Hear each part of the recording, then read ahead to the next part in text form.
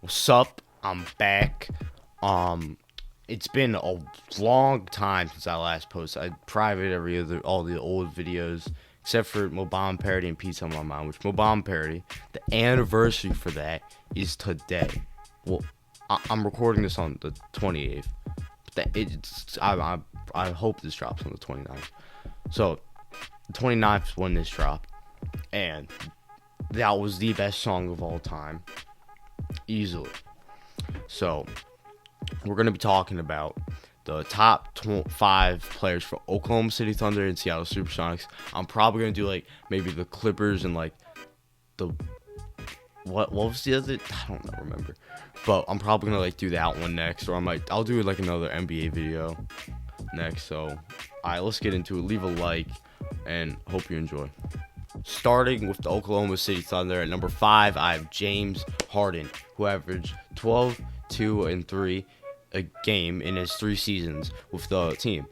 And so he made they made the finals in 2012, which that series, it was really close, like most of the series. People don't remember that because, well, it was in 5 games and it was like LeBron and all of them. Dwayne Wade, yeah, fuck off. This is going terrible, but I'm gonna keep going. So it was like, but James Harden, that you could tell from right there, he wasn't really that playoff. He wasn't good in the playoffs because, well, he was shooting. Game 1, he shot 33% from the field and 5 points.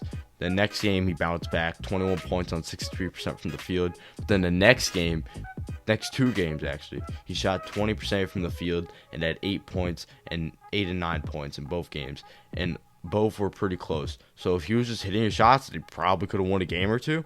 I mean, James Harden would improve every year in OKC, though. And if you didn't get traded, possibly could have been higher. Some guys probably wouldn't even been on the list 'cause they would have never been on the team, maybe.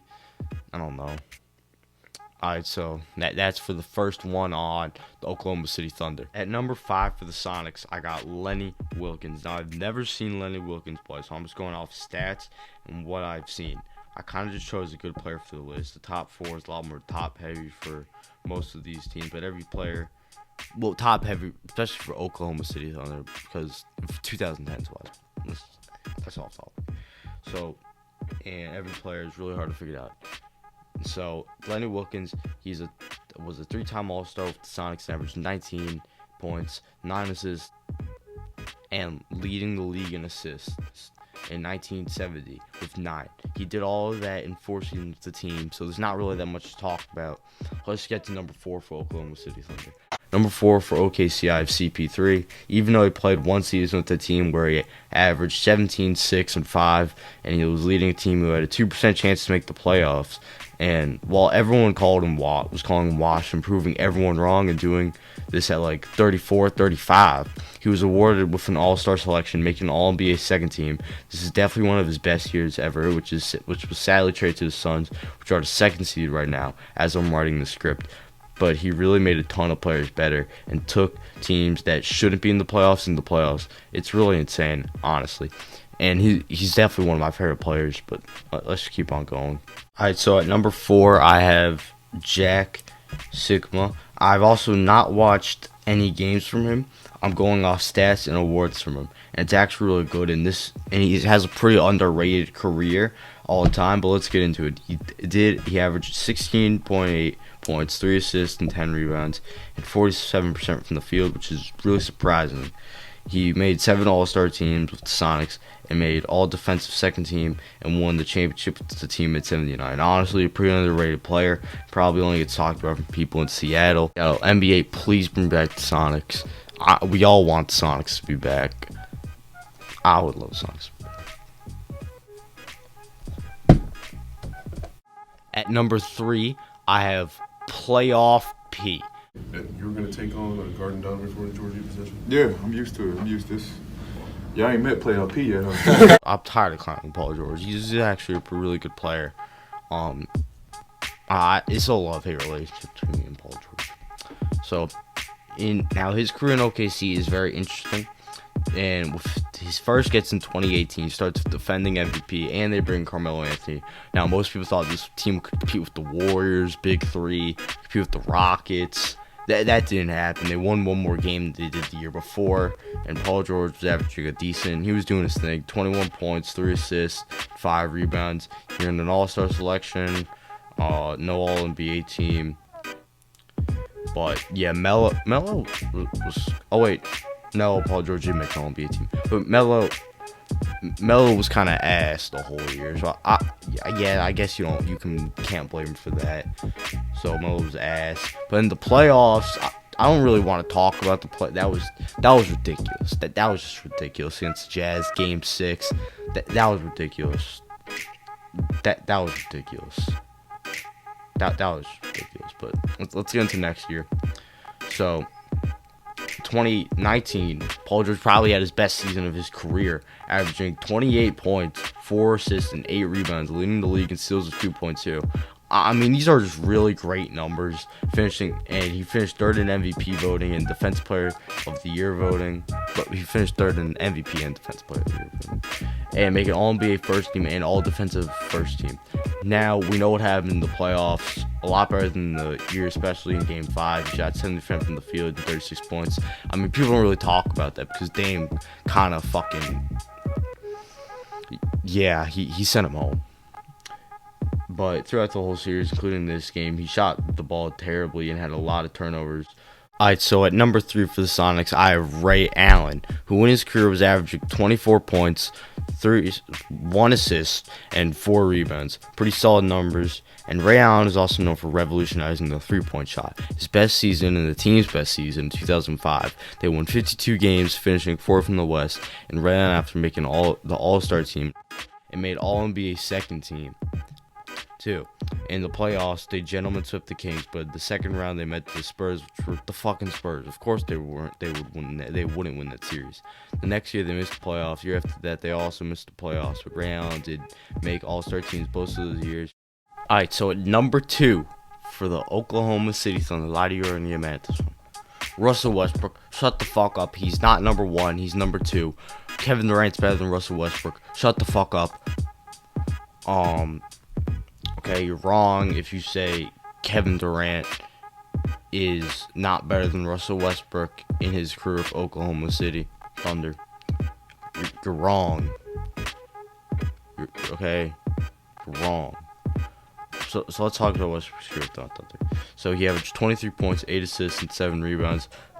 Also winning an MVP and being the first player since Oscar Robinson to average triple-double. And made all 8 NBA teams and made 8 All-Star teams with the team. Also led the league in assists and scored twice. So why isn't he on? Why isn't he on, Blue Bracelet? Why isn't he on? Cause he was fucking shit in the playoffs. Shooting under 44% every year except shooting under 44% every year except his rookie year, and way too many turnovers and bricks. There were some years where he really couldn't do anything, like 2017. He did average 37 a game, just bad efficiency. And in 2018, Game 6, what Paul George did was trash. That was ridiculous.